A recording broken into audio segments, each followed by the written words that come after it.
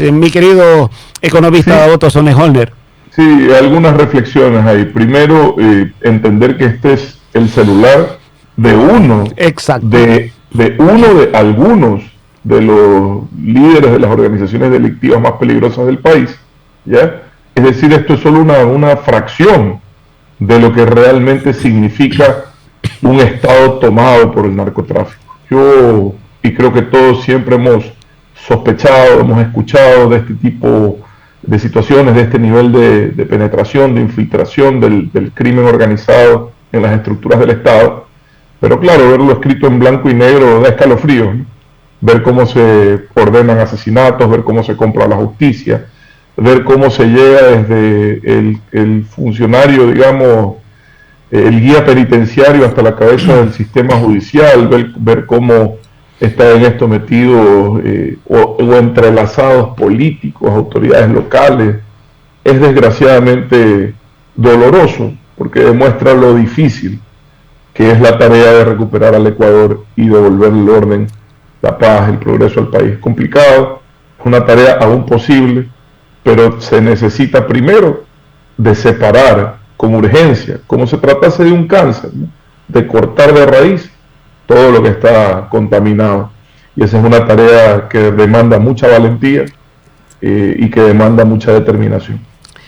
Días anteriores, la semana pasada, conversábamos con Mario Pazmiño, exdirector de inteligencia aquí en nuestro país, y él hablaba de que la penetración del narcotráfico viene desde 1990. Estamos hablando de 33 años de penetración, en algunos casos de manera lenta, en otros casos con un poco más de aceleración. Cuando uno conversa con figuras representativas de la política, como su caso, mi querido Otto, usted que fue vicepresidente de la República, tiene que necesariamente plantear este tipo de interrogantes. Ustedes a tan alto nivel, ¿qué hicieron para tratar de impermeabilizar esos niveles de penetración, de ingreso del narcotráfico, una? Y dos, ¿cómo han llegado a prácticamente todos los estamentos de la sociedad ecuatoriana? ¿Fueron tentados también ustedes? Bueno, yo en eso sí, mi querido economista, tengo mis líneas rojas, yo sí bien claras, ¿no? Evidentemente, ese es un paso del que no se vuelve, en mi opinión.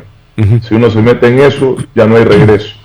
Así que en mi caso personal, y puedo hablar por mí, jamás, ni se me ocurriría, todo lo contrario, eso es una forma absurda, estúpida de querer enriquecerse de forma rápida y afectando a la familia, afectando el buen nombre, pero sobre todo contribuyendo a la destrucción de un país, porque es abrirle la puerta a un cáncer que se termina convirtiendo en metástasis, como bien dice el caso.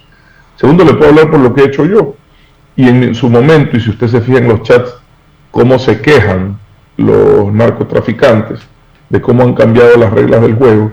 Bueno, una de las cosas que cambió es que se permitió nuevamente el control operativo aéreo del Océano Pacífico en convenio con los Estados Unidos, y ese fue el inicio del incremento de la captura exponencial de drogas. Por eso dicen, no estamos haciendo plata. No sé si usted ha visto los chats, nos están golpeando, porque necesitábamos en ese momento retomar la capacidad operativa que se había perdido el día en que del Ecuador salió la base militar en Manta.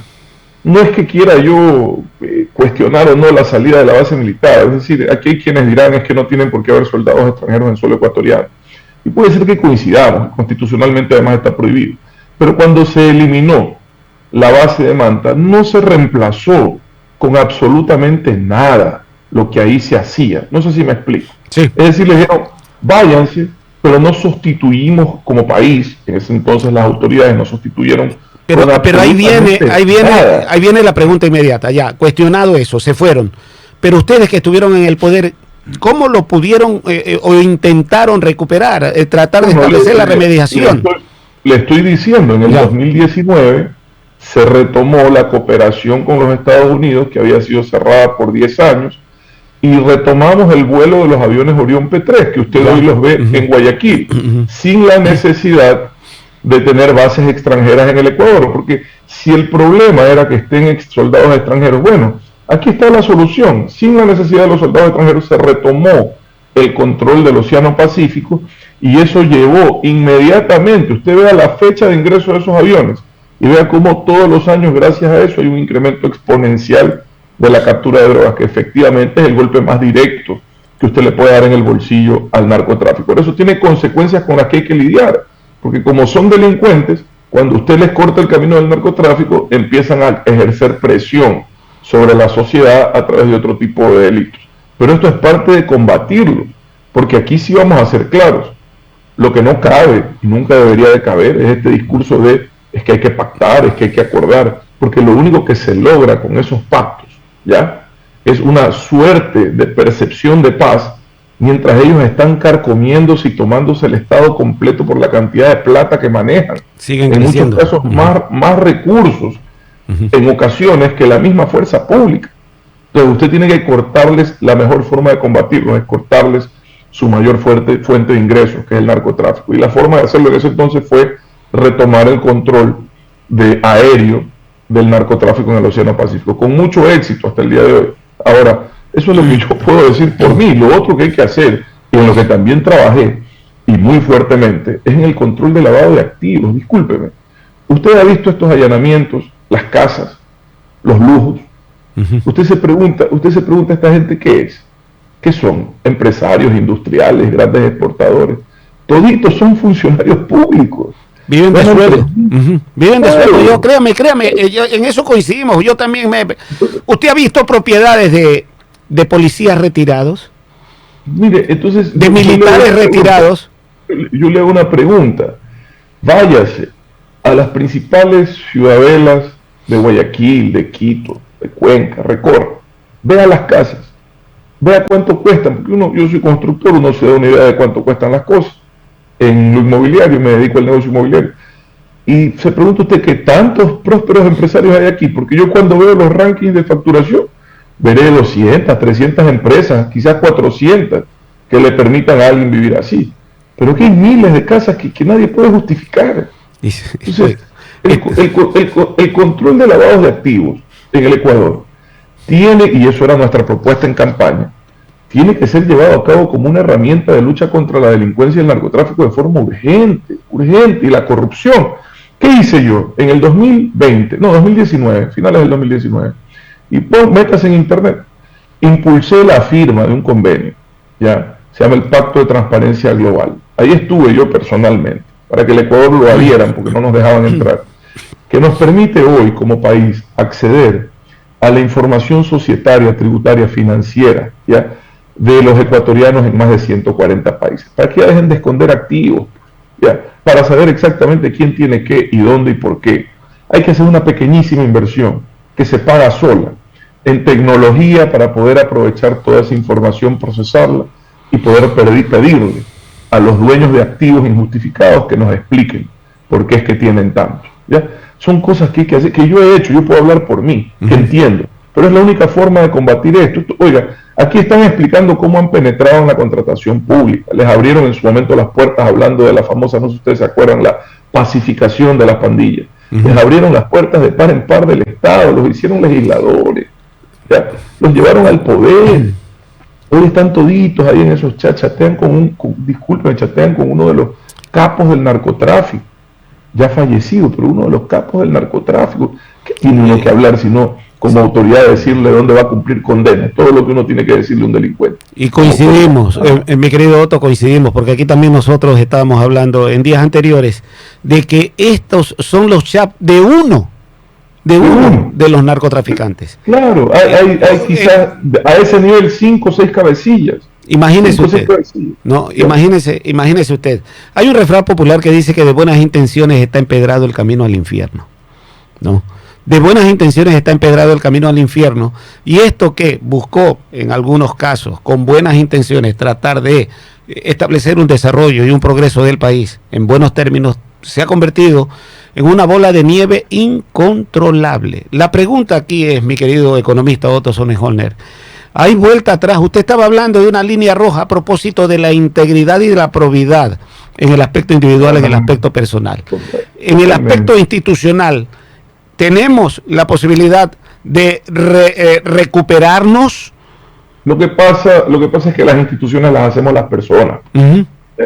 Entonces, si es que no depuramos con urgencia Y si es que no logramos que las personas correctas estén al frente de las instituciones, evidentemente que no hay marcha atrás. Fácil no es, pero hay que empezar, pues. Hay que empezar marcando esas líneas rojas. ¿Quién se arriesga si en el juego está en muchísimos casos la vida? Bueno, yo le diré, en mi caso acabo de ser candidato y lo hice consciente de todos los riesgos, no solo de seguridad, pues los conozco, sino también los riesgos de tomar decisiones en lo político y en lo económico que quizás no son populares, pero son urgentes, ¿ya? Y siempre fui claro con eso, y quizás el haberme presentado con esa frontalidad, ya careciendo del entusiasmo que te da la ignorancia, quizás no fue tan atractivo electoralmente, pero es la verdad, pues yo no sé mentir. Yo fui con la verdad de decirles esto es lo que pasa, esto es lo que hay que hacer, ¿ya? Y claro, hay que estar dispuesto a hacerlo, porque tiene un costo político hacerlo, tomar decisiones tiene un costo político, inclusive enfrentar al crimen tiene un costo político, porque lo normal es que cuando los enfrentas con frontalidad, reaccionan para debilitarte políticamente, no sé si me explico. Sí, ¿ya? Claro. Pero tienes que estar no solo dispuesto, sino preparado para enfrentar las cosas de esa forma. Y evidentemente yo siempre decía, este es un gobierno corto, el que acaba de iniciar con el presidente Novoa. Sigo esperanzado de que le vaya de lo mejor, porque pues, no nos podemos dar el lujo de tener otro fracaso.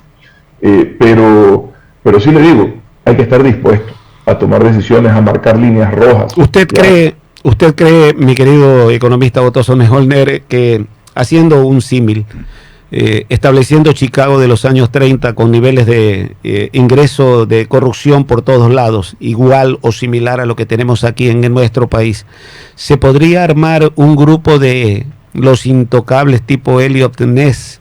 Puede resultar hasta risible esto, pero es muy práctico y muy real por lo que estamos viviendo, generales, militares.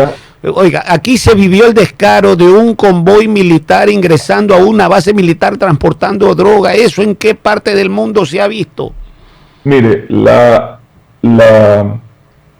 instituciones que están llamadas a combatir al crimen organizado, uno tiene que tener ahí personas realmente clave que logren pasar todas las pruebas de confianza posibles, ¿ya?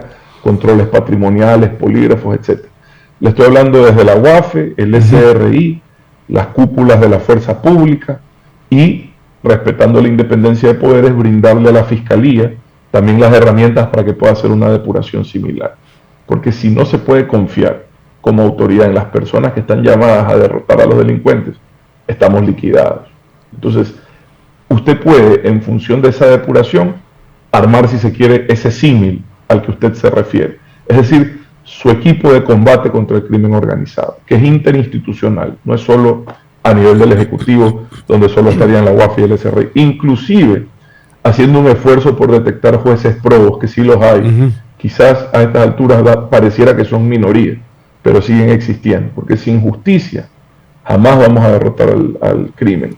Si es que no se logra terminar con la impunidad, jamás vamos a derrotar al crimen. Entonces le digo, un esfuerzo interinstitucional coordinado en el cual tenemos que hacer una depuración y una selección meticulosa para escoger a los ecuatorianos realmente honestos, valientes y capaces que puedan llevar a cabo esta lucha. País y sociedad sin justicia no progresa, sucumbe. Y es triste, usted reflejaba una gran verdad de funcionarios, que esto es fácil, tirar números. El alcalde de X ciudad gana $5,000 mensuales, promedio. Un poquito menos, 4.000. Pero póngale, para el ejercicio matemático, redondeamos. Para que no se le compliquen los números, sí. Está bien. 5,000 por 12 meses de un año son $60,000 anuales. Sí. Menos en lo cuatro, que para vivir, pues ha de comer. Pues. Pero aguántese, pues, mi querido economista. 60,000 por 4 son $240,000 que él estaría ganando en la administración de X, Y o Z cantón. Resulta que antes de ingresar a la alcaldía vivía en la casa que costaba $30,000. Después de la alcaldía pasa a vivir en una casa que vale $2 millones. ¿Para qué más? Ahí está la demostración absolutamente clara de las irregularidades que se dan aquí en nuestro país. Y se lo decía al inicio, no es cuestión. Fíjese usted el mismo caso del teléfono de la persona de la cual hoy estamos hablando en el caso Metástasis. ¿Usted se acuerda de dónde vivía? Vivía en una de las más lujosas ciudadelas de San Borondón. vecino de los mayores empresarios de este país, ¿ya? Entonces, no estoy diciendo que los vecinos tengan alguna responsabilidad, evidentemente uno no es responsable de lo que hagan sus vecinos, cuidado, se confunden mis palabras, pero evidentemente que ahí hay una alerta. Usted vive en una casa que está valorada quizás en unos 3 millones, 4 millones de dólares. Dígame usted, ¿a qué se dedica? Sí. ¿A qué se dedica? O sea, usted quiere revisar mi patrimonio, que es público. Yo le puedo explicar al detalle cómo me lo gané. Me lo gané trabajando 20 años. ¿Me explico? Entonces yo puedo explicar al detalle. Y, todo el y en muchos casos también perdió, ¿no? Bueno, en la política pierde. En los negocios también se pierde a veces. Sí, pero si eres honesto en la política, en mi caso, que soy una persona productiva y que me dedico, como le digo, a la empresa privada, meterme en política es a sacrificio económico. Pero no, en los negocios también se pierde. Pero lo que voy es que, como usted acaba de hacer de una forma muy sencilla, el control patrimonial es pura matemática, es pura suma y resta. Entonces, estos fueron mis ingresos, estos fueron mis egresos, este es mi patrimonio. Es que los pillos no son tontos, pues son inteligentes, por eso que aparecen después compañías fantasmas, testaferros que hay por todos lados. Por eso le digo que en su momento impulsé herramientas que hoy están vigentes para combatir justamente eso, ¿ya?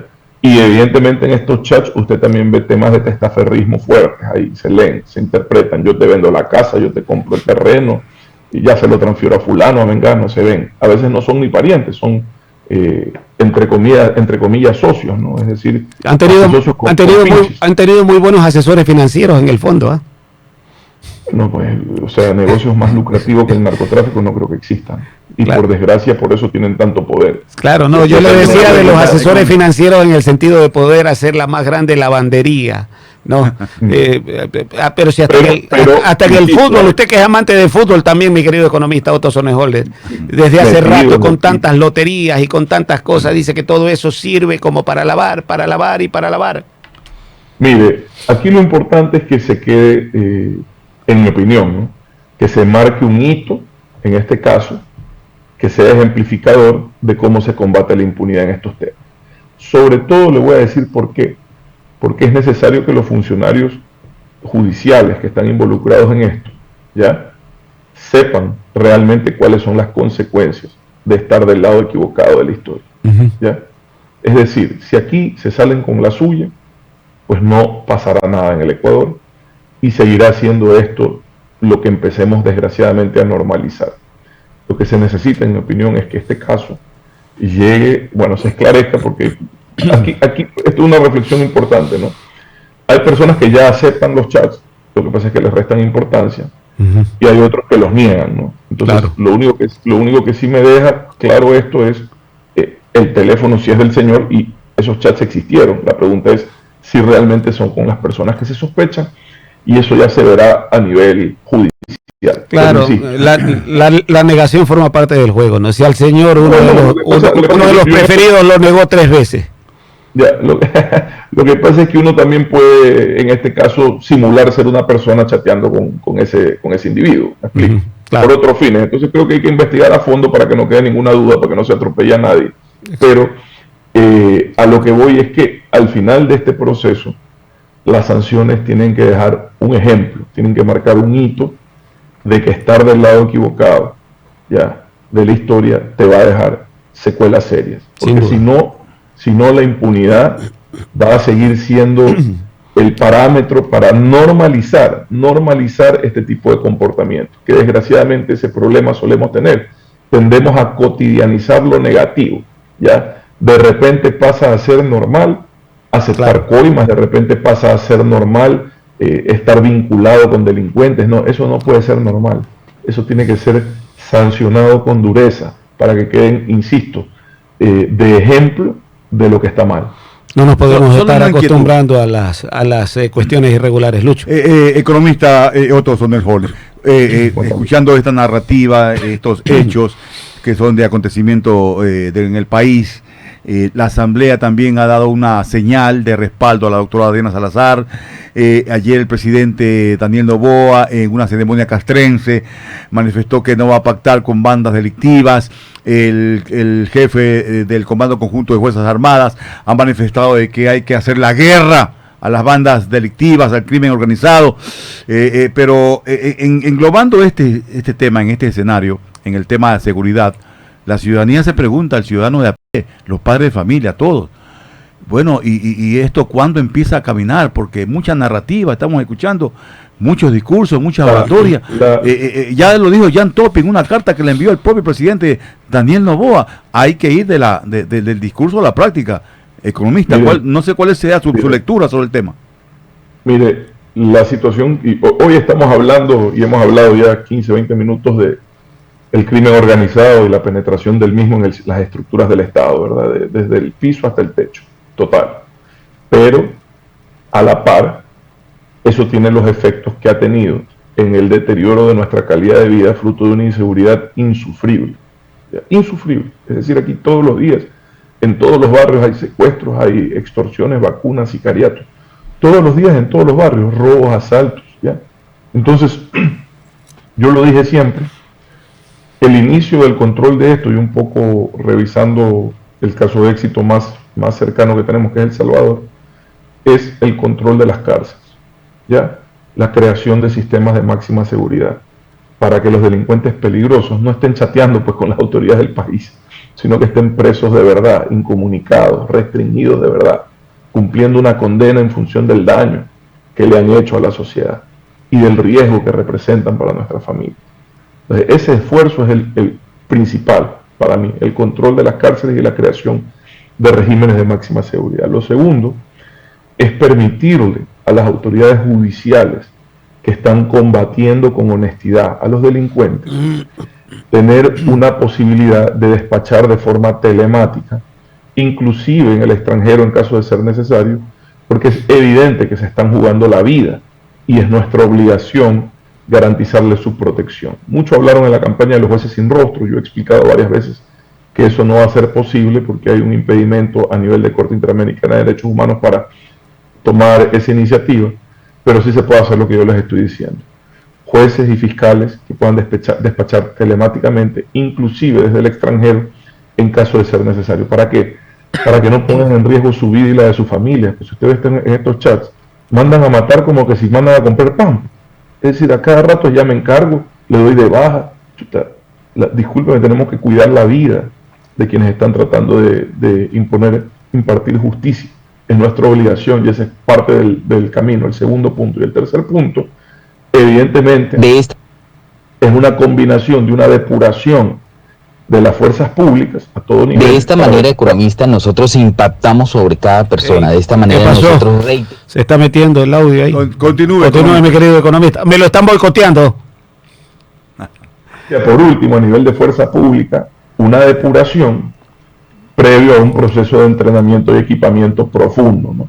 Que nos permita nuevamente tener policía y fuerzas armadas que esté preparada específicamente para esta misión, que es una misión distinta a la tradicional, que es la de combatir un crimen organizado que hoy está armado hasta los dientes y que no respeta absolutamente nada. Ayer veíamos un video viralizado de un sargento ya retirado de las Fuerzas Armadas, oriundo de Valencia, que dice que está hasta el copete de que Valencia, como tantas otras ciudades y cantones del país, esté sometido por 6, 7, 8 o 20 delincuentes.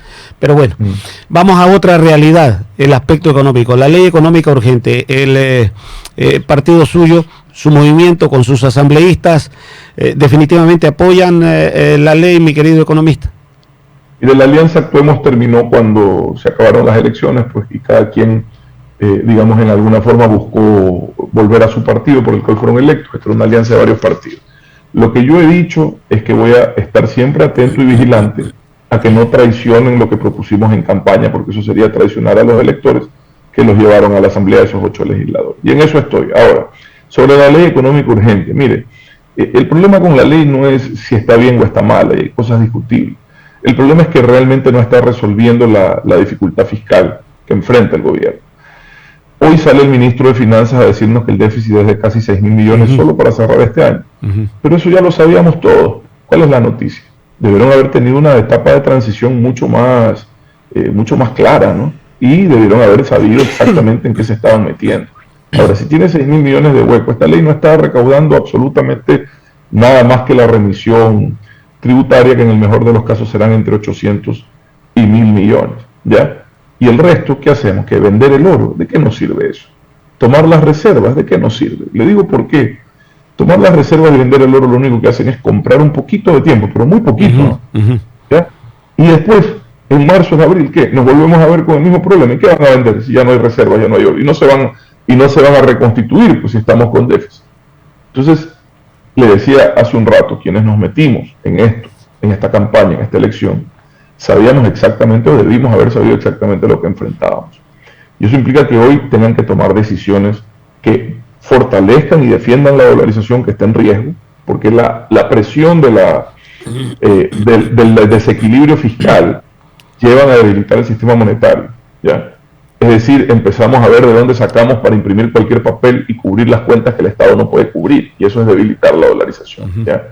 Y luego han hablado de decisiones de recorte de gasto, y le digo con sinceridad, en 2020 y 2019 se hicieron recortes muy fuertes al gasto corriente, muy fuertes, salieron más de 20.000 personas del sector público. No es fácil, yo sé que no es popular, pero era lo que había, ya era lo que tocaba hacer, no había de dónde. Entre comillas, esa es una suerte de cruz que carga el gobierno de Moreno.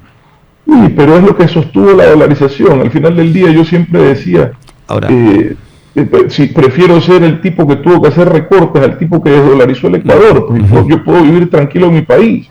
Lo cierto es que si usted no sube ingresos y no baja gastos, no puede sostener el sistema económico del Ecuador. Y en esos dos temas tienen que trabajar, en bajar gastos y subir ingresos. ¿Cómo lo van a hacer de forma urgente? Porque mire, usted puede trabajar en mejorar la recaudación fiscal sin subir impuestos. Lo puede hacer porque todavía hay mucha evasión en el Ecuador. Pero ¿cuánto tarda en cobrar? Años. Y la plata la necesita para ayer. ¿Qué van a hacer? Esa es la pregunta. La otra, los subsidios a los combustibles siguen siendo algunos miles de millones de dólares. Más de 5.000, y lo he dicho siempre, los subsidios no están mal. Lo que está mal es que los reciban quienes no los necesitan. ¿Ya? Eso es lo que está mal. Porque si usted le da dinero público al que tiene, en vez del que necesita, lo único que está haciendo es incrementar la brecha. La brecha, exacto. Sí. ¿Ya?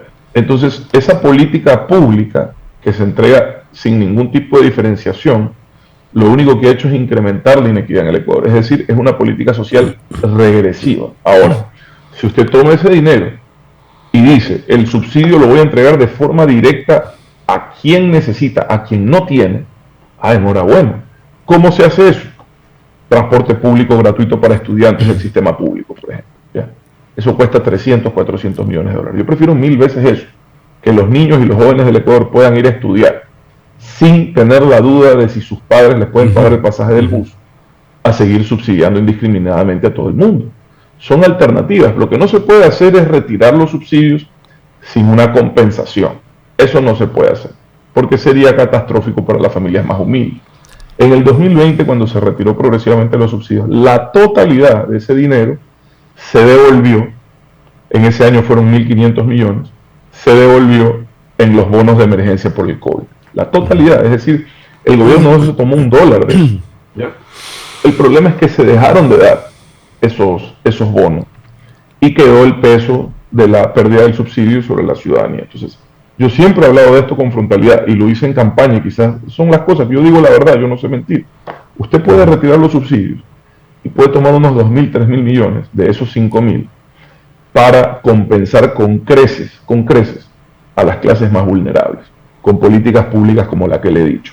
Transporte público gratuito, fondos de desarrollo rural, fondos de inversión social en salud y educación, pero hay que agarrar eso y blindarlo para que se utilice adecuadamente, claro, y no para que se pierda en el hueco del déficit fiscal. No para el despilfarro. Mucha tela para cortar, mi querido economista Otto Sonnenholner, pero el tiempo siempre nos llega. 8 de la mañana con 2 minutos, agradecido por la gentileza de suya, mi querido economista Otto Sonnenholner. Estaba esperando saludar al jefe ahí, mándale un abrazo. Saludos. Está con frío por el continente de París, diría el de la novela Los Reyes. Fuerte abrazo, feliz Navidad y un buen año 2024, mi querido Otto. Igualmente, un abrazo, saludos.